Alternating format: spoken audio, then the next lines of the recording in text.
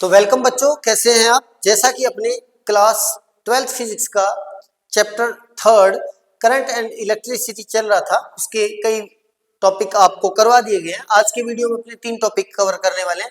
Cell, EMF, internal resistance cover करेंगे, series combination of cell करेंगे, parallel combination of cell करेंगे, क्योंकि board वाले इससे जुड़े हुए न्यूमेरिकल भी पूछते हैं, डेरिवेशन भी बनाते हैं एंड इसके साथ ही केस स्टडी भी बनाते हैं। तो बिना किसी टाइम लिए हुए अपने सबसे पहले करते हैं स्टार्ट सेल से। सेल क्या होता है बेटा? सेल बेसिकली जो आप देखते हो, कहां गया, चल जा भाई, ये लो।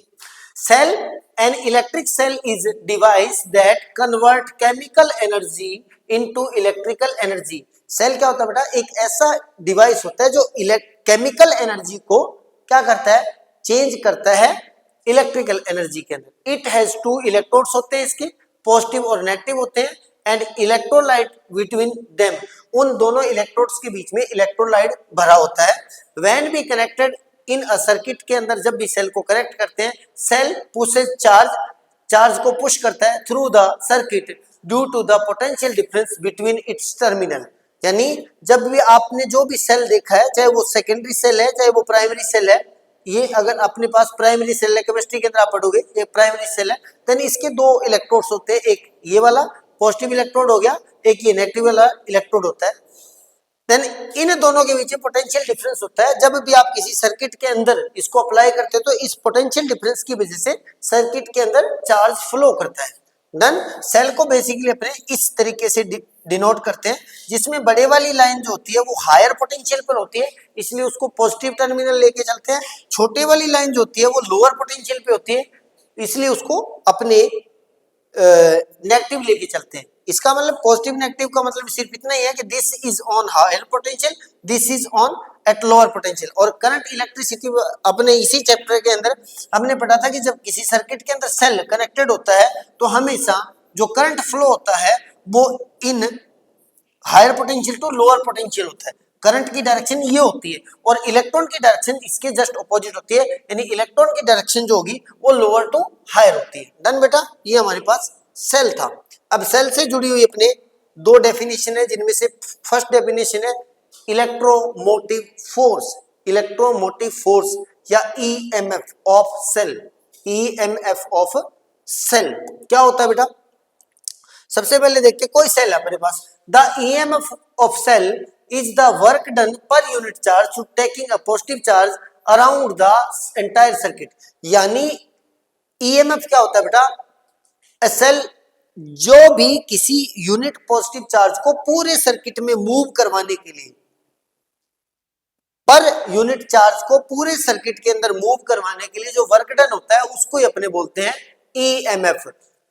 The EMF of a cell is work done per unit charge is taking a positive charge around the entire circuit, including inside the cell। यानी अगर कोई सर्किट हमारे पास ऐसा है जिसके अंदर कोई भी ऐसा सर्किट है, तो इस पूरे के अंदर पर यूनिट चार्ज को यानी 1 कूलम चार्ज को पूरे में मूव करवाने में जो वर्क डन करना पड़ता है वही उसका ईएमएफ होता है।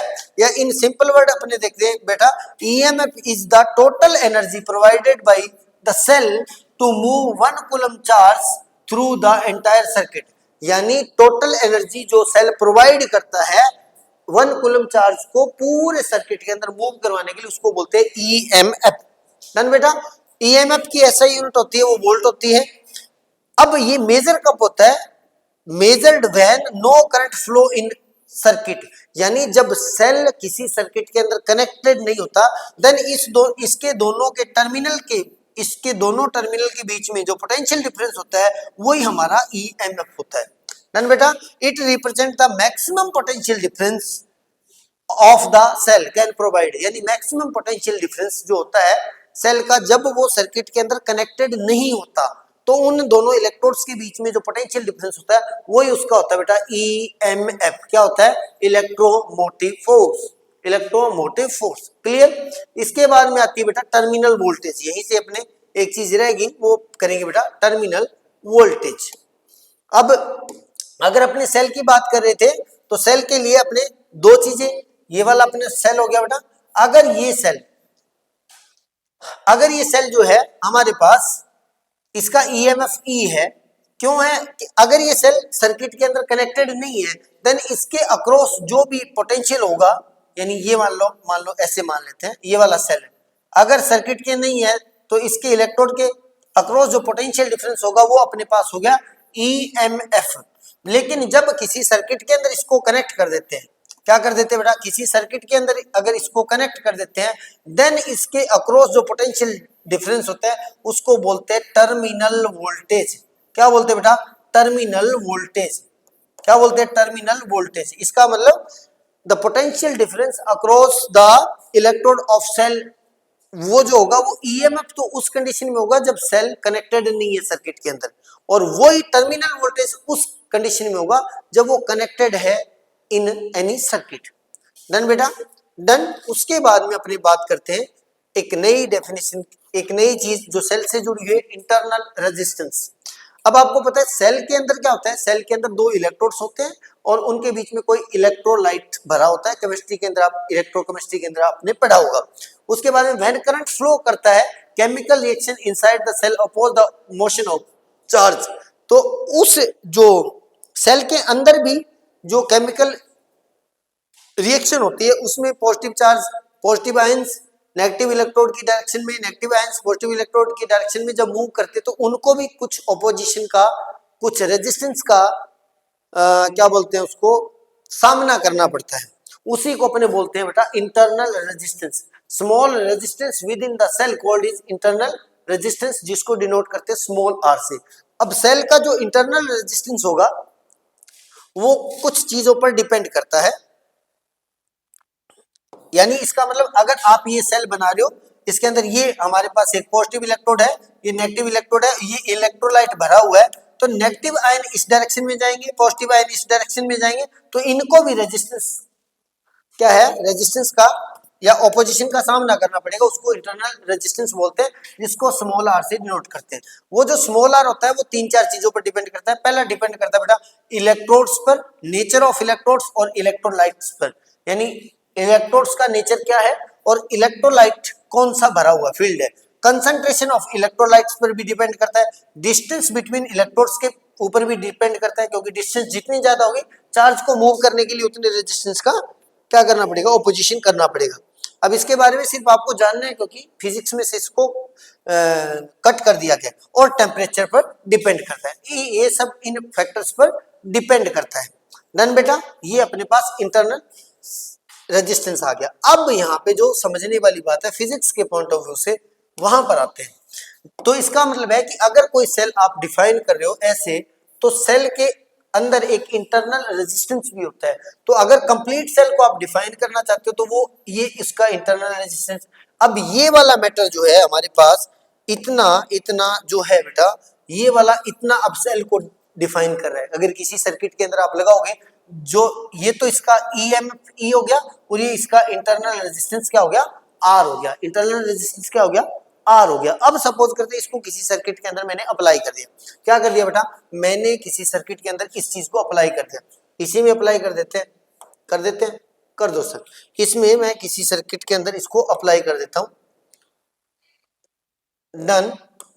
तो अगर मैं इसको किसी सर्किट के अंदर अप्लाई करता हूं तो मुझे यहां पर कोई सर्किट बना दिया जिसके इसके अंदर सीरीज में मैंने एक capital R external resistance apply कर दिया। ये मेरे पास capital R external resistance apply कर दिया। अब इसके अंदर क्या होगा बेटा, ये इसका मैक्सिमम जो ईएमएफ है वो तो ई आएगा, ईएमएफ आएगा। ये इसका कुछ इंटरनल रेजिस्टेंस है। ये जो है आई करंट इसके अंदर फ्लो कर रहा है, मुझे नहीं पता आई करंट फ्लो करेगा, तो वो जो आई फ्लो कर रहा है वो पूरे सर्किट के अंदर फ्लो करेगा। अब आई फ्लो करेगा तो इसके अक्रॉस एक पोटेंशियल डिफरेंस आएगा। क्या आएगा, पोटेंशियल डिफरेंस आएगा। अब लूप लो क्या बोलता है, लूप लो ये बोलता है कि सर कुल मिला के जो अपने पास जो आएगा सिग्मा वी वो होता है जीरो, उसको अप्लाई करने की नीड ही नहीं है। इसको इजी वर्ड में समझते हैं पहले, क्योंकि लूप लो आपको करवाना पड़ेगा। उसको इजी वर्ड में पहले समझते हैं। जैसे सेल है बेटा, सेल के अंदर टोटल उसका पोटेंशियल तो ई है, उसमें से कुछ पोटेंशियल अगर इसके अंदर आर आई करंट फ्लो कर रहा है तो इस स्मॉल आर के अक्रॉस ओम्स लॉ बोलता है V equal to I R होता है, तो इसके अक्रॉस वोल्टेज ड्रॉप होगा। सेल के इंटरनल रेजिस्टेंस की वजह से कुछ वोल्टेज ड्रॉप हो जाएगा, जो क्या हो जाएगा बेटा I इंटू आर, क्योंकि इसका रेजिस्टेंस आर है, देन इतना वोल्टेज ड्रॉप तो इस सेल की वजह से हो गया। तो वाकई जो ये वाला है इसके अक्रॉस वोल्टेज कौन सा होगा, जो टोटल वोल्टेज में से अगर इस सेल का खुद का वोल्टेज ड्रॉप माइनस कर दूं तो वो इसके अक्रॉस होगा। यानी इसके अक्रॉस अगर मैं कैपिटल V लेके चलता हूं बेटा, तो वो कैपिटल V क्या आएगा, इस सेल के टर्मिनल वोल्टेज आ जाएगी। तो E में से आई आर अगर मैं माइनस कर दूं तो इतना पोटेंशियल ये सेल सर्किट को दे रहा है, कितना, इतना। और जितना पोटेंशियल सर्किट सेल को दे रहा है उसको बोलते हैं टर्मिनल वोल्टेज। यानी this is terminal voltage, this is EMF, this is current flowing in the circuit, this is internal resistance of cell. यानी यहाँ पे एक रिलेशन बन गया ईएमएफ, टर्मिनल वोल्टेज और इंटरनल रेजिस्टेंस के अंदर। ये रिलेशन बहुत इंपॉर्टेंट है। यानी V इक्वल टू बन गया बेटा E माइनस आई आर।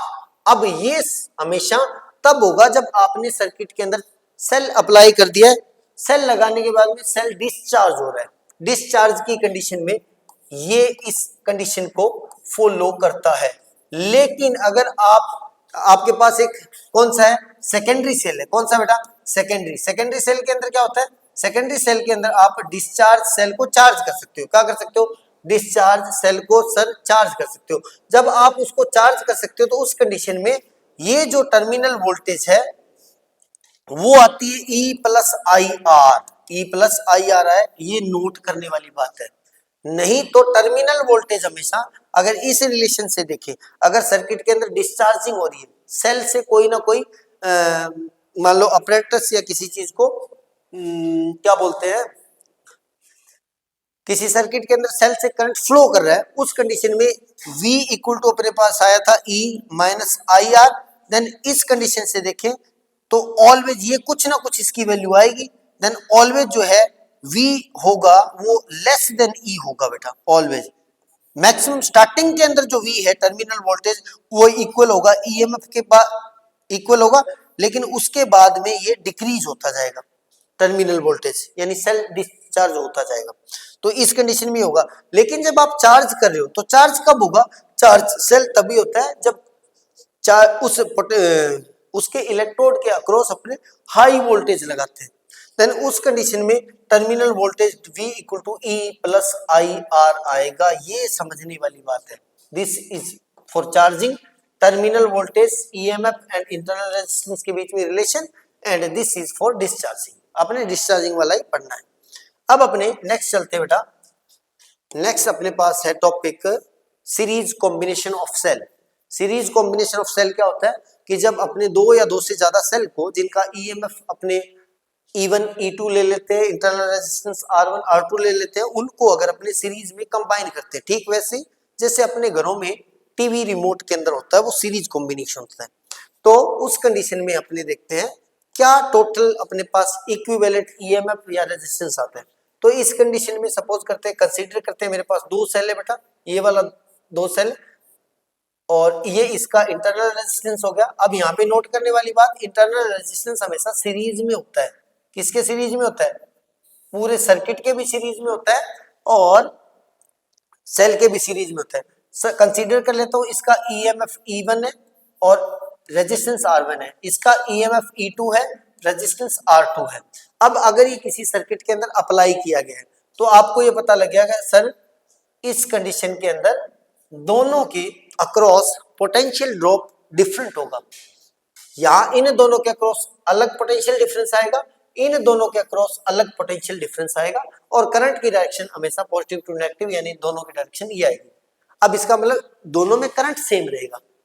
दोनों में करंट क्या होगा, इन दोनों का टोटल, यानी आई करंट अगर फ्लो कर रहा है तो दोनों में पोटेंशियल ड्रॉप डिफरेंट होगा, यानी सेम आई होगा, सेम इलेक्ट्रिक करंट होगा, बट टर्मिनल वोल्टेज होगा, टर्मिनल वोल्टेज मान लो वोल्टेज होगी वो दोनों की डिफरेंट होगी, क्योंकि दोनों का EMF डिफरेंट है और दोनों के लिए R1 भी डिफरेंट है, डिफरेंट होगी। देन इस केस के अंदर टोटल जो अपने पास वोल्टेज आएगा, टोटल V जो आएगा वो आ जाएगा V1 प्लस V2।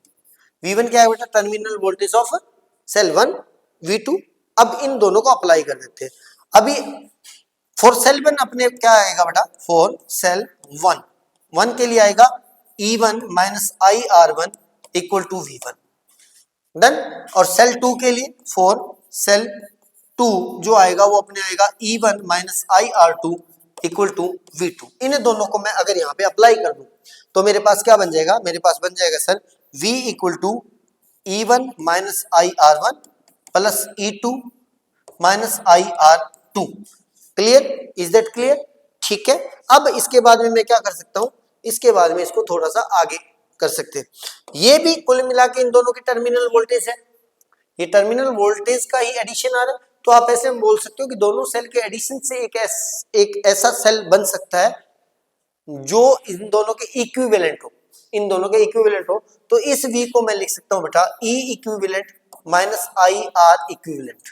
तो क्योंकि उसकी टर्मिनल वोल्टेज है, किसकी, जो इन दोनों के कॉम्बिनेशन के बाद में एक सेल बन रहा है ना, इन दोनों के सेलों के कॉम्बिनेशन के बाद में एक सेल बन रहा है, दोनों के कॉम्बिनेशन से एक बड़ा सेल बन रहा है, उसकी जो टर्मिनल वोल्टेज इतनी आएगी जो दोनों के लिए ऐड करने पे आई है।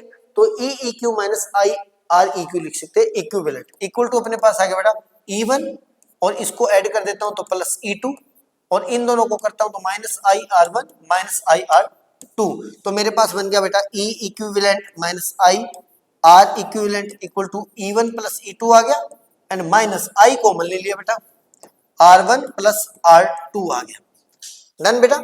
अब अगर इनका अपनी कंपैरिजन करें तो E इक्विवेलेंट जो आएगा वो किसके इक्वल आ गया बेटा, E1 प्लस E2 के, और I के कॉरेस्पॉन्डिंग I है क्योंकि उसी सर्किट के अंदर ही तो है। तो R equivalent R1 plus R2 के आ गया, R इक्विवेलेंट आ गया R1 प्लस R2 के। इट मींस समझने वाली बात क्या है, समझने वाली बात हमारे पास सर ये है कि अगर आप दो सेल को कनेक्ट करते हो इन सीरीज में कनेक्ट करते हो, देन जो इक्विवेलेंट सेल बनता है उसका ईएमएफ जो होता है बेटा इन दोनों के ईएमएफ के टोटल के इक्वल होगा, और उन दोनों का जो इंटरनल रेजिस्टेंस, इक्विवेलेंट रेजिस्टेंस होगा सेल का, वो इन दोनों के इंटरनल रेजिस्टेंस के ऐड के इक्वल होगा। ये रिलेशन याद रखना अपने पास, ये रिलेशन अपने पास याद रखना है। यानी एक दो सेल अगर अपने किसी सर्किट के अंदर है तो उनको आप, दो सेल अगर किसी सर्किट के अंदर है तो उनको आप एक ऐसे सेल से क्या कर सकते हो, डिस्प्लेस कर सकते हो, रिप्लेस कर सकते हो जिसका इक्विवेलेंट जो है वो उन दोनों सेलों के इक्विवेलेंट के इक्वल रेजिस्टेंस रखता हो और उन दोनों सेलों के सम के इक्वल ही ईएमएफ रखता हो और सम के इक्वल ही रेजिस्टेंस रखता हो। डन बेटा।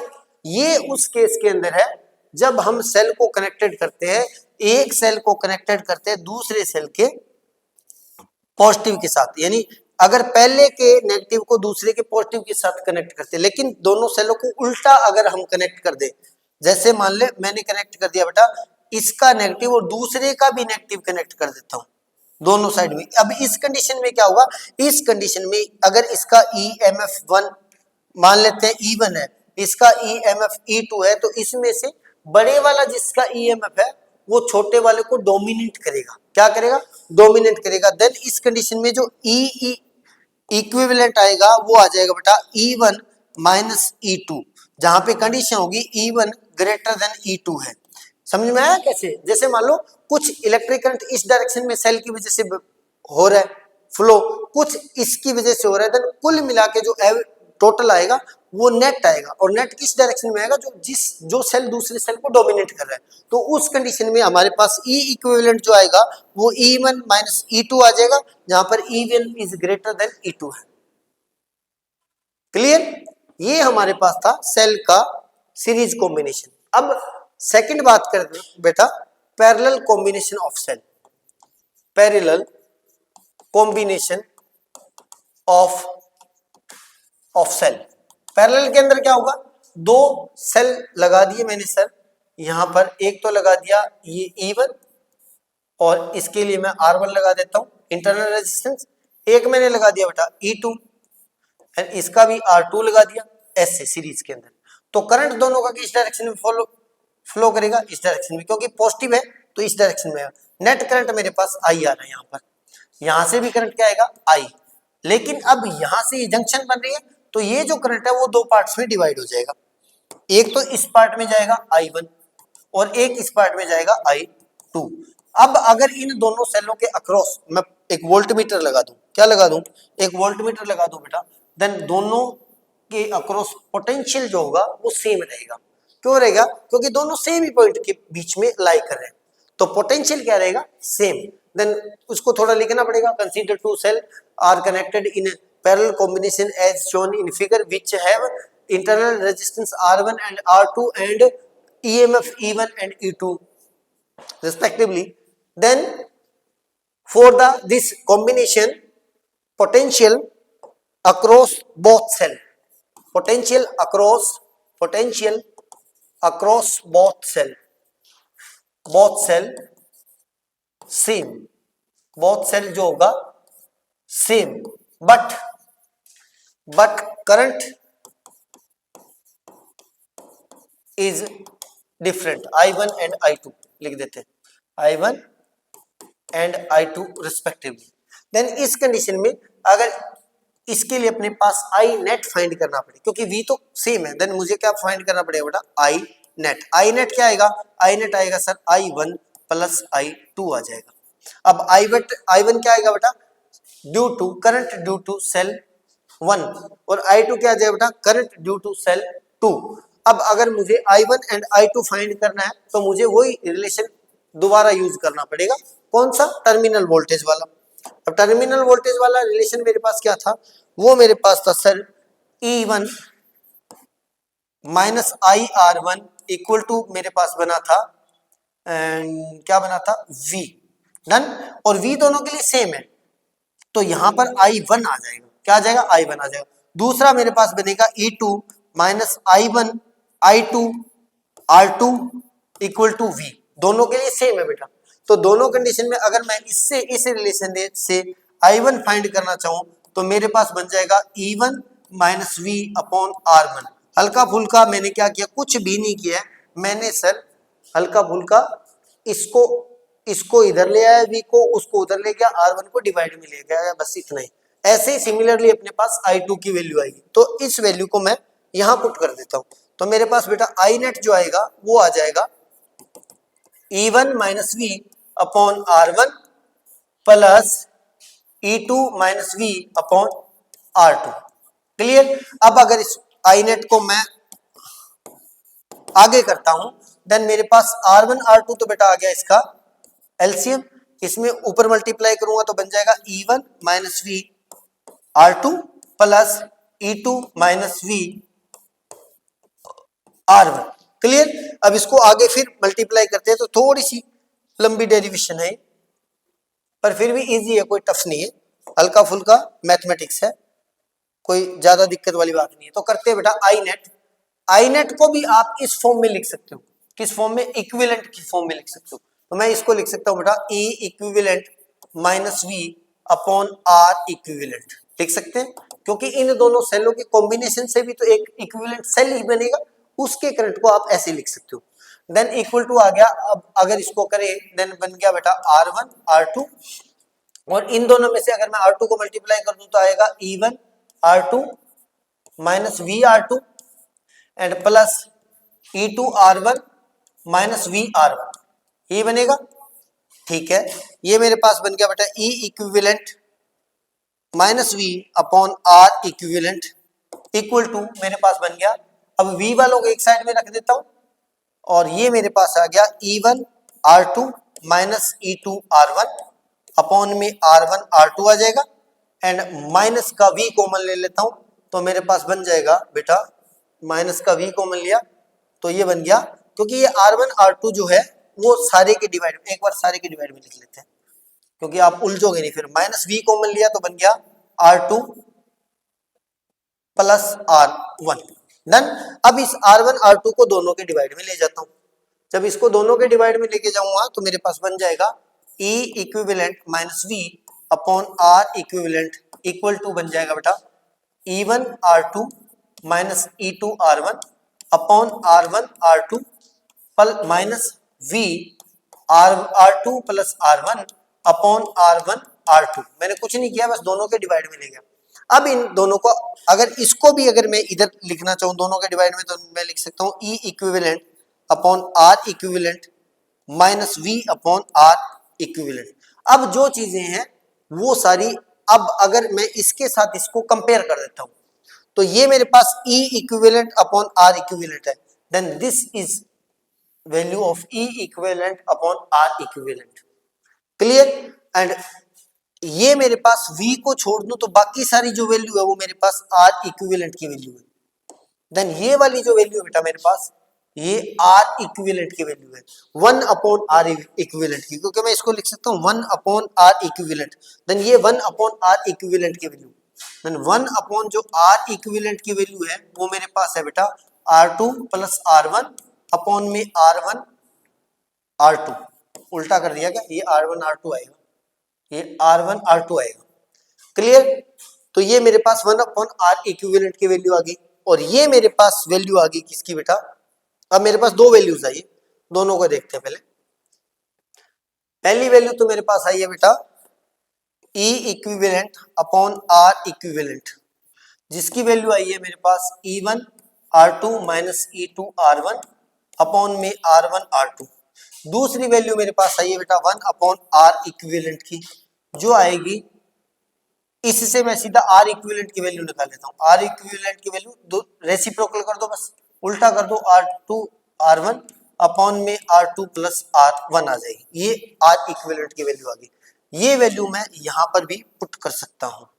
जब यहां पर पुट करूंगा तो हमारे पास एक रिलेशन बन के आएगा, हमारे पास एक रिलेशन बन के आ जाएगा, जो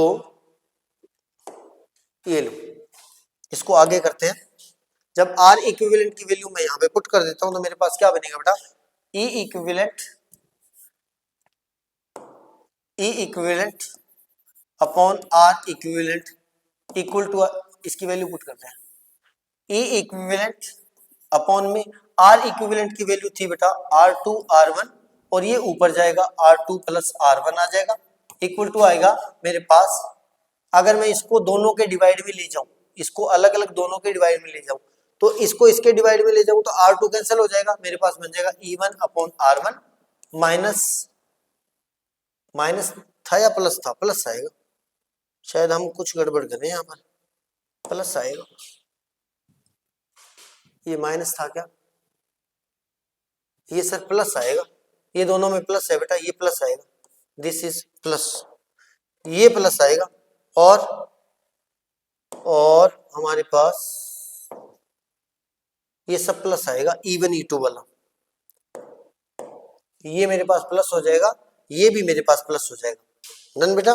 उसके बाद में ये लो, तो मेरे पास बन जाएगा बेटा प्लस E2 अपॉन R2, क्योंकि इसको इसके डिवाइड में लाऊंगा तो R2 कैंसिल हो जाएगा, E1 अपॉन R1 बन जाएगा, इसको इसके डिवाइड में लेके आऊंगा तो R1 कैंसिल हो जाएगा, तो E2 अपॉन R2 बन जाएगा, और ये मेरे पास इसकी वैल्यू आ गई।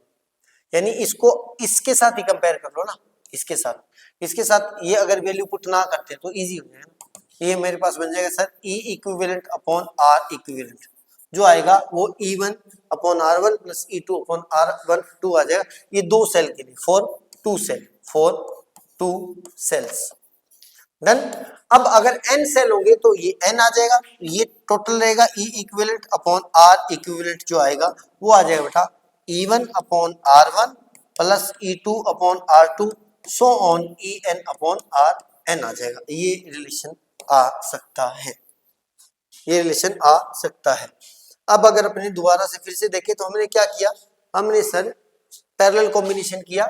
पैरेलल कॉम्बिनेशन के लिए क्या किया, पैरेलल कॉम्बिनेशन के लिए हमने दोनों के अक्रॉस जो वोल्टेज है वो सेम रहेगी, दोनों के अक्रॉस वोल्टेज जो है वो क्या रहेगी, सेम रहने वाली है, लेकिन करंट डिफरेंट आएगा I1 I2, तो मैंने I नेट की वैल्यू I1 प्लस I2 रख दी, I1 I2 को इस डेफिनेशन से पुट कर दिया, देन इसके बाद में हमारे पास ये आ गया, दोनों को पुट करने के बाद में ये जो आएगा E1 R2 ये प्लस आएगा, क्योंकि बाई मिस्टेक पहले हमने माइनस कर दिया था, ये प्लस आ जाएगा, ये सारा डेरिवेशन करेंगे। इसके बाद में हम क्या करेंगे बेटा, इनको इस करता है, उसका जो ईएमएफ है वो तो इस रिलेशन को फॉलो करता है पैरेलल कॉम्बिनेशन के लिए, और जो उसका इंटरनल रेजिस्टेंस है वो इस कॉम्बिनेशन को फॉलो करता है, इस रिलेशन को फॉलो करता है। यानी इंटरनल रेजिस्टेंस का जो इक्विवेलेंट रेजिस्टेंस आएगा वो पैरेलल कॉम्बिनेशन वाला जो रेजिस्टेंस होता है उसको फॉलो करता है, और जो ईएमएफ के लिए जो आएगा वो ये आएगा। ये ध्यान रखने वाली बात है। तो आज के वीडियो में अपने काफी चीजें, आप चाहो तो इसका स्क्रीनशॉट ले सकते हो। मैं थोड़ा सा इसको बड़ा कर देता हूँ ताकि कई बार बच्चे क्या, सर जल्दबाजी में आपने लिखने नहीं दिया, ऐसा होता है। एक मिनट रुक जा भाई, मान जा, ये थोड़ा मानता नहीं है, कई बार गुस्सा हो जाता है। ये लीजिए, यहाँ से आप स्क्रीनशॉट ले सकते हो। थोड़ी बहुत डेफिनेशन मैंने बताई थी, पहले ये ले स्क्रीनशॉट ले लें, उसके बाद में आगे चलते हैं। चल जा भाई, ये यहाँ पे प्लस की एक मिस्टेक हो गई थी, वो मैंने सही कर दिया, आप चेक कर ले बेटा। एंड ये सब, देन ये था आज का हमारा वीडियो। मिलते हैं नई वीडियो में, तब तक के लिए यहाँ पर इस साइड में यहाँ पे सब्सक्राइब का बटन लगा हुआ है, वो दबाने के लिए उसको दबा दीजिए। फिर वहां पे ऑप्शन आएंगे, उसमें से ऑल होता है, वो भी दबाने के लिए वो भी दबा दीजिए। और एक कमेंट करके हमें जरूर बताएं कि वीडियो कैसा लगा। और कीप स्टडिंग, क्योंकि एग्जाम बहुत दूर नहीं है और आपकी मंजिल भी बहुत दूर नहीं है। मिलते हैं नई वीडियो में, तब तक के लिए कीप स्टडिंग।